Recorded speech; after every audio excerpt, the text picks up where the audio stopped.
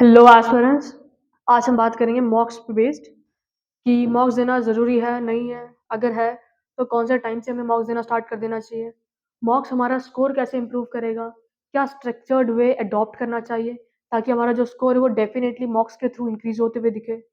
और किस वे में हमें मॉक्स कहाँ से कैसे प्रिपेयर करना है, हम वो सारी चीज़ें आज डिस्कस करने वाले हैं। ओके, तो सबसे फर्स्ट चीज़ बहुत बच्चों के मन में ख्याल होता है यार मॉक्स देख के टाइम वेस्ट करना चाहिए या नहीं चाहिए?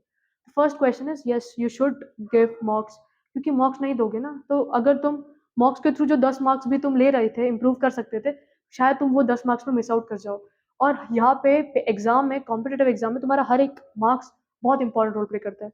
तो giving mocks necessary? Then it is a definitely yes. Mocks देना is very much necessary. Mocks से स्कोर डेफिनिटली एनहांस होता है। मॉक्स और स्कोर का ना एक डायरेक्ट रिलेशन है। हम उस रिलेशन को जानेंगे और देखेंगे कि हम हमारा स्कोर को कैसे एनहांस कर सकते हैं। ओके? अब मेरी बात सुनो, सबसे पहली चीज़ अगर हम मॉक्स दे रहे हैं, तो किस टाइम से, कब से हमें मॉक्स देना चालू कर देना चाहिए? तो आइदर यू स्टार्ट ज जि जिस दिन जैसे तुम्हें लगा कि यार I am completely done with my preparation हो चुका है, मेरा पूरा रिवीजन हो चुका है, मेरा सिलेबस कंप्लीट हो चुका है, जितने मैंने प्रैक्टिस सेट लिए थे वो सारे लग चुके हैं मेरे। उसके बाद the very next day you can start giving mocks. If you think you are completely done with your preparation, just start giving mocks. उससे बेहतर टाइम नहीं हो सकता है। डोंट वेट फॉर कि यार 1 महीने बाद स्टार्ट कर दूँगा, 2 महीने बाद, बहुत सारा टाइम है नहीं। पता चला हुआ तो फिर उसके बाद मॉक्स दे देना, क्योंकि मॉक्स हमारा स्कोर इंप्रूव करेगा और कौन सी वीक चीज़ है उस पे स्ट्रॉन्ग करेगा। तो अगर हम बात करेंगे कितने दिन से स्टार्ट कर देना चाहिए, 25 टू 20 डेज़ पहले से स्टार्ट कर दो, 25-20 डेज़ पहले। अब हम ये इतना टाइम गैप, मतलब एग्ज़ाम से 25 टू 20 डेज़ पहले ले लो, ओके? अब हम ये जो टाइम गैप है वो क्यों माँग रहे हैं खुद के लिए? क्योंकि देखो, अब ह्यूमन है, राइट? हमें भी कुछ एक स्पेसिफिक पीरियड ऑफ टाइम चाहिए होता है हमारे चीज़ों को, हमारे स्किल्स को एनहांस करने के लिए। तो 25 टू 20 डेज़ हमें लगेंगे। यार अगर तुम कोई कॉन्सेप्ट भी पढ़ने जाते हो, अब यहाँ पे सिर्फ इम्प्रूव करने की बात है। तो 25-20 डेज़ बहुत सारी चीज़ों को इम्प्रूव करना इज़ नेसेसरी, तो 25-20 डेज़ तो हमें लगेंगे। तो 25 टू 20 डेज़ हम क्यों माँग रहे हैं? Just for enhancing our concepts. और कौन से कॉन्सेप्ट जिसमें हम वीक है, ओके? ऐसा नहीं कि सारे कॉन्सेप्ट हम 20 से 25 दिन में पढ़ेंगे। हम कॉन्सेप्ट एनहांस करेंगे, that too just in 25 to 20 days, okay? अब यहाँ पे कैसे होगा हमारा एनहांसमेंट? तो ये आई होप तुम्हें ये क्वेश्चन क्लियर होगा फर्स्ट कि मॉक्स कब से देना स्टार्ट होगा, 25 टू 20 डेज़। अब ये 25 to 20 days why we are demanding कि हमारे जो कॉन्सेप्ट वीक है हम उसको स्ट्रॉन्ग कर लें, हम खुद को एनालाइज़। यहाँ पे 25 टू 20 डेज़ ना हमारा एनालाइज़ेशन, खुद का एनालिसिस, वो बहुत इंपॉर्टेंट रोल प्ले करेगा, ओके? तो हमें एनालाइज़ करना है, एक एनालिसिस करना है, डीप एनालिसिस खुद के लिए कि किस कहाँ पे वीक जा रहा है, कौन सा स्ट्रॉन्ग टॉपिक है, उस चीज़ को लेके, ओके? अब ये चीज़ हो गई। अगर हम बात करेंगे कि यार ये जो मॉक्स है वो मेरा स्कोर इंप्रूव करके कैसे देगा? तो सबसे फर्स्ट चीज़ मॉक्स और score improvement, okay? Second is मॉक्स और स्कोर का क्या रिलेशन है? अब देखो, अब मेरे को पता चल गया, मेरा प्रिपरेशन हो गया, मेरा सिलेबस कंप्लीट हो गया, सब हो चुका है। आज मैं बैठ के मैंने मॉक 1 दिया, ओके? फिर फिर पूरा दिन कुछ नहीं किया, मैंने बस मैं इसे ये इस चीज़ की खुशी मनाती रही कि मैंने एक मॉक दिया। फिर वेरी नेक्स्ट डे फिर मैं आई, फिर मैं बैठी, फिर से मैंने मॉक 2 दिया। और ओके, उसके बाद फिर से मैं आई, फिर से मैंने मॉक 3 दिया। और मैं बस इस चीज़ की खुशी मना रही हूँ कि यार मैं रोज़ एक मॉक दे रही हूँ। मेरे को बड़ी खुशी हो रही है, मेरे को दिल को सुकून मिल रहा है। बट वहीं पे एक दूसरा बंदा है, ये case 1 that is me. Case 2, एक बंदा है मॉक 1, मॉक 2, मॉक 3, ओके? अब मेरी बात सुनो, बस मैं इस चीज़ की खुशी मना रही हूँ कि आई एम गिविंग मॉक्स। अब मॉक देने का एक स्ट्रक्चर्ड वे होना चाहिए, ठीक है? मॉक देने का एक स्ट्रक्चर्ड वे होना चाहिए। अब वो स्ट्रक्चर्ड वे डिस्कस करेंगे, ओके? स्ट्रक्चर्ड वे होना चाहिए, स्ट्रक्चर्ड वे को हम डिस्कस करेंगे। ये मैं हूँ, ये दूसरा बंदा है। अब वो बहुत बंदा एकदम अच्छे से यूटिलाइज़ कर रहा है जो भी टाइम मिला। अब मैंने क्या किया, मैं मॉक 1 दिया, मेरा स्कोर 200 है। मैंने मॉक 2 दिया, मेरा स्कोर 200 है। आई एम वेरी हैप्पी कि यार मेरा स्कोर कंसिस्टेंट है। नहीं बढ़ रहा, जान दो भाड़ में, बट स्कोर तो अच्छा आ रहा है। बट वहीं पे दूसरा बंदा है। अब देखो, जब तुम मॉक 1 से मॉक 2 पे जंप करोगे, एट लीस्ट यहाँ पे कुछ ना कुछ टाइम गैप होगा, या 20 आवर्स पकड़ लेते हैं। अब मैं क्या कर रही हूँ, मैं इस 20 आवर्स में बस मैं खुशी मना रही हूँ कि I am giving मॉक्स every day. अब यहाँ पे एक बंदा है, वो क्या कर रहा है, वो इस 20 आवर्स में ना भयंकर एनालाइज कर रहा है खुद को। उसने क्या किया, उसने आज एक मॉक दिया। अब एक चीज पे मैं फोकस करूंगी, दैट इज मॉक दिन। जितने डेडिकेशन, जितने कॉन्सेंट्रेशन, जितने फोकस के साथ मॉक्स दोगे ना, उससे ज्यादा डेडिकेशन, उससे ज्यादा कॉन्सेंट्रेशन, उससे ज्यादा कॉन्सेंट्रेशन तुम्हारा एक चीज में होना चाहिए, दैट इज एनालाइजिंग में। देखो, एनालाइजिंग नहीं किया ना, एनालाइजिंग में ज्यादा टाइम जाना चाहिए, बहुत तुम मॉक्स नहीं दे रहे हो ना तो कौन फर्क नहीं पड़ता, बट जो एनालाइजिंग हम एनालाइज कर रहे हैं ना हम हमारी चीज को, वो बहुत उससे होना चाहिए, एकदम कॉन्सेंट्रेशन के साथ होना चाहिए। अब देखो ये बंदा 20 आवर्स में कुछ एनालाइज कर रहा है खुद के लिए, अब वो जब वो एनालाइज करेगा उसे पता चलेगा यार मेरे वीक टॉपिक्स कौन से हैं। तो देखो जो तुम्हें टाइम गैप मिल रहा है ना उस टाइम गैप में बस फर्रे वर्रे मत उड़ाओ, उस टाइम गैप में तुम्हें एनालाइज करना है। 20 आवर्स का तुम्हारा कैसा होना चाहिए, सिर्फ और सिर्फ तुम्हारा एनालिसिस होना चाहिए। ओके, तो अब हम बंदे की बात करते हैं, स्ट्रक्चर्ड वे कैसा होगा हमारे मॉक्स को देने का। ओके, अब हम सेकंड वाले बंदे की बात कर रहे हैं। आई होप तुम्हें समझाओगे कि मॉक्स कब देने हैं। अगर मॉक्स की बात करेंगे स्ट्रक्चर्ड वे कैसे है, अब मॉक 1 मॉक 2 इसके बीच में कुछ एक टाइम गैप मिला, for example I have 20 hours, तो इस 20 आवर्स में से एटलीस्ट आई 3 आवर्स रिमूव करके, अब तुम्हें पता है ना सिलेबस कंप्लीट हो चुका है, तो सिलेबस कंप्लीट होने का कुछ आलतू फालतू चीजें तो बचेंगी नहीं, तो यहाँ पे हम एटलीस्ट एनालाइज करेंगे हम खुद को 2 आवर्स, 1 to 2 आवर्स हम क्या कर लेंगे, हम खुद को एनालाइज कर लेंगे।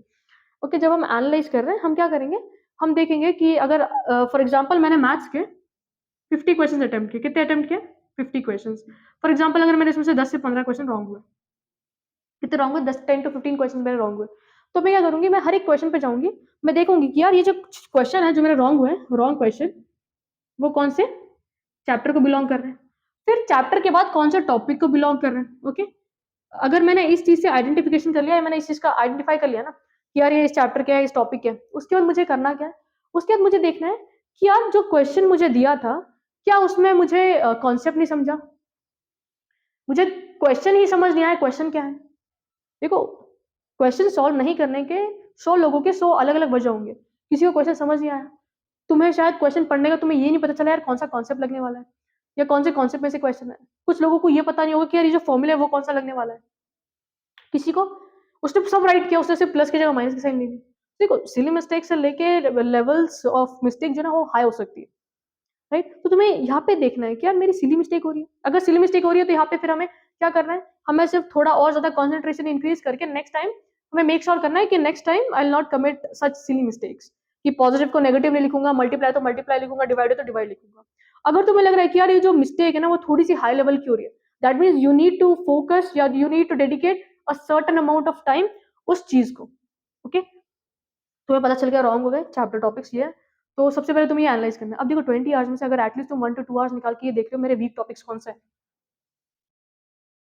तुम उन वीक टॉपिक्स को पढ़ना चालू कर दो, फिर उन वीक टॉपिक्स को, वीक कॉन्सेप्ट्स को पढ़ना चालू कर दो। तो 20 आवर्स में से you still have some certain time, तो उन वीक टॉपिक्स में जो बचा हुआ टाइम है ना, वो बचा हुआ टाइम है हम हमारे वीक टॉपिक्स को स्ट्रॉन्ग बनाने में डेडिकेट कर देंगे। तो है पता क्लियर होगा तुमको। तो देखो हमारे मॉक 1 से मॉक 2 के बीच में जितना भी टाइम था ना वो एकदम अच्छे से यूटिलाइज हो चुका है हमारा। क्या किया हमने, हमने देख लिया कौन से चैप्टर में से है, कौन से टॉपिक में से है, मेरी मिस्टेक्स क्या हाई लेवल की एकदम लो लेवल की मिस्टेक है वो एनालाइज कर लिया। उसका जो मेरा बचा हुआ टाइम है मॉक 1 से मॉक 2 के बीच में, उसके बाद मैंने मेरे वीक टॉपिक्स को देख लिए, बचा हुआ टाइम उन्हीं टॉपिक्स को मैंने वापस रिवाइज कर लिया, वापस उसमें 100 या 50 60 क्वेश्चन कर लिए और उस टॉपिक को मैंने क्या किया सॉन्ग बना लिया। तो जब तुम वापस नेक्स्ट टाइम वो मॉक देने जाओगे तो तुम अब इस बार इस चीज से वाकिफ हो कि यार सिली मिस्टेक्स तो नहीं करनी है मेरे को, तुम समझ रहे हो ये चीज होगा। ओके, अब हम मॉक्स देंगे तो मॉक्स कैसे देना है, मॉक्स करना एक टाइम लिमिट सेट करना है, मॉक्स का क्या करना है एक टाइम लिमिट। अब टाइम लिमिट में क्यों देना, क्योंकि अगर तुम एक मॉक दे रहे हो 10 घंटे में तो बात नहीं बनेगी, तुम्हारा ब्रेन उस 2 3 घंटे के लिए एकदम तेजी से वर्क नहीं करेगा। तुम 10 घंटे तुम बोलेगा ब्रेन है यार तुला पानी ला तू चाय ला, एकदम मस्त करेंगे आराम से, नहीं करना ही नहीं जान दो यार 10 घंटे हमारे पास। तो टाइम लिमिट लगाना इज नेसेसरी, क्योंकि जब तक तुम्हारा ब्रेन टाइम प्रेशर में काम नहीं करेगा। अब देखो तुम घर में क्या कर रहे हो, तुम घर में 5 6 घंटे लगा रहे हो मॉक्स देने में, और वहां पे तुम्हें कितने मिलने वाले हैं 2 आवर्स पकड़ के चलो, 30 मिनट जाने तो 2 आवर्स मिल रहे हैं।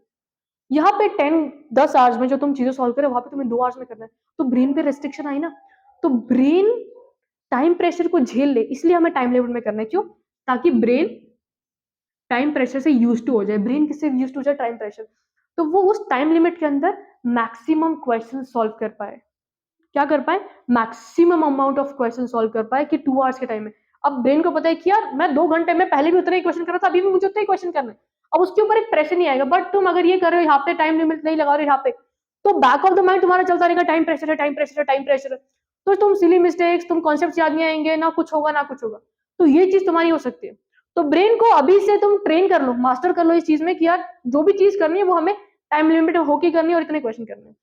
और इससे एक चीज क्या होगी तुम्हारी, जब हम टाइम लिमिट सेट कर रहे हैं ना, इससे स्टार्टिंग में मॉक 1, मॉक 2, मॉक 3 में हमारा जो एक्यूरेसी है मतलब वो हिल सकता है, क्योंकि अभी हम इतने कम टाइम में एक्यूरेसी या स्पीड लाना थोड़ा डिफिकल्ट हो जाएगा। ओके, अब देखो टाइम लिमिट के बेनिफिट्स जान लेते हैं। स्टार्टिंग में हमारा एक्यूरेसी मतलब जो नंबर ऑफ क्वेश्चन जो हम राइट कर रहे हैं वो शायद ना हो, बट जब तुम इस चीज से यूज हो जाएगी ना टाइम लिमिट के साथ, तो तुम्हारा जो एक्यूरेसी है वो इंक्रीज होगा। जहाँ पे पहले तुम 10 से 15 या 60 क्वेश्चंस कर रहे थे, टाइम लिमिट आने के बाद धीरे धीरे धीरे शायद वो क्वेश्चन का तुम्हारा मतलब स्पीड, सॉल्विंग स्पीड इंक्रीज हो जाए।